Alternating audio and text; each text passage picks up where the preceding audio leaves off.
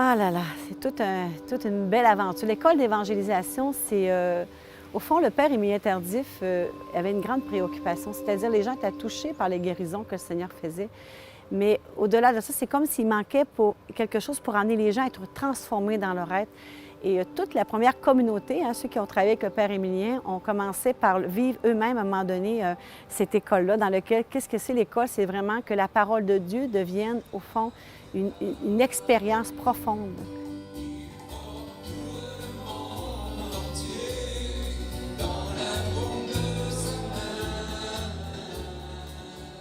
Dans cette salle ici à Saint-Côme a débuté le renouveau charismatique. Je suis venu ici, moi, en octobre 1973. Je suis natif de Saint-Zacharie, le même lieu que Père Émilien. Quelqu'un m'avait dit, voilà, il y a un père qui a été guéri. On trouvait ça farfelu, on entend parler de d'autres choses, entre autres, dont des langues, ces choses-là, on trouvait ça un peu farfelu. Notre Dieu est tout-puissant, on le sait, avec sa création, avec tout ce qu'il peut faire de guérison. Il y a juste une chose devant laquelle il est impuissant, c'est notre liberté. Il ne nous impose jamais son amour. Jamais, jamais. Moi, il m'a attendu longtemps, là. J'étais de 20 ans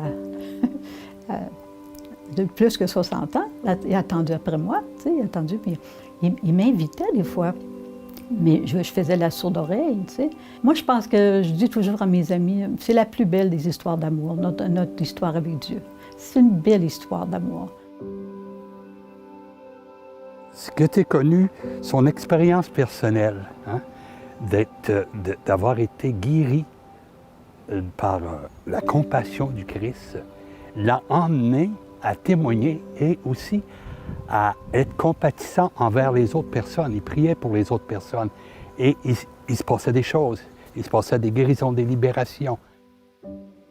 Il a étudié à Beauport et aussi, en 1955, il a été ordonné. En 1956, il est parti pour la République dominicaine. C'est là qu'a commencé la mission. La mission. Et il est revenu malade en 1973. On peut vérifier qu'il s'est passé quelque chose. Il avait une tuberculose, elle était disparue.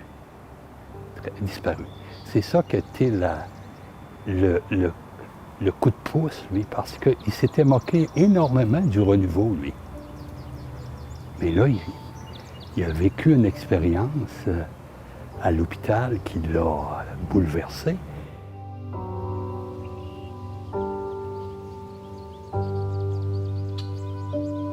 Rose et son beau-frère ont été à l'hôpital Laval avec Mme Cotudal, son mari et un jeune enfant. Ils ont eu l'audace d'aller prier pour lui. Il était tout à fait gêné. Il dit, ferme la porte, il se sentait mal à l'aise. Et c'est à suite de cette prière-là qu'il a été transformé.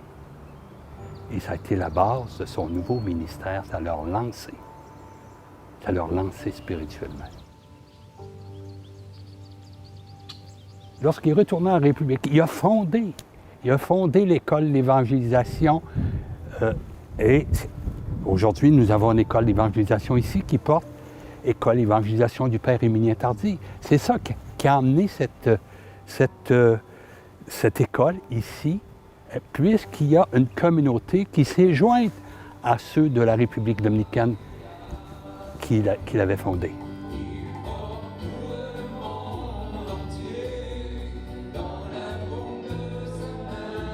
Alors, il y a différentes sessions. L'autre fois, on a parlé de l'école d'évangélisation. Il y a Philippe, qui est vraiment le kérim, qui est le premier cours qui doit être suivi.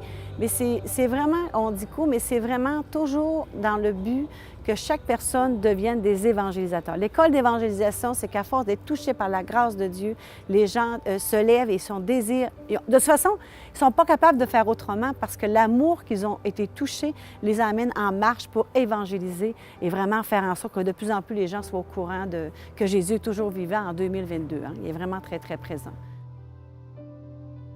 Cette maison aussi, elle ne sert pas simplement à l'école d'évangélisation. Il y a des gens qui viennent faire des silences aussi. C'est plus que ça, c'est toutes sortes de possibilités pour amener les gens à retourner à la source. Surtout, il ne faut pas, j'ai oublié de vous spécifier que le cœur de notre communauté, c'est l'adoration.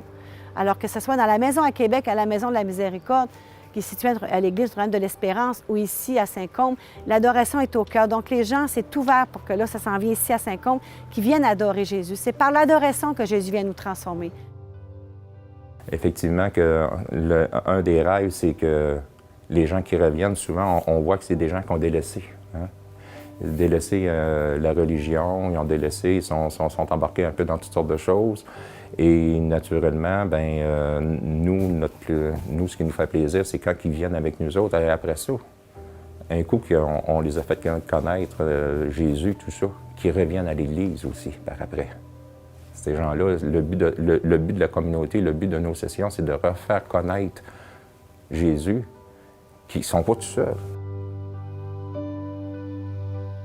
Si tu veux te sentir aimé en plénitude puis goûter la vraie joie d'être aimé, là, fais ta petite heure et quart de venir ici. De toute façon, on fait toujours des pas de trop. Hein, on court pour toutes sortes de choses. Hein. Mais là, je pense que ça vaut le déplacement. Puis tout le monde qui vient ici sont heureux quand ils repartent. Là. Je pourrais leur dire que c'est le plus beau cadeau qu'ils peuvent s'offrir.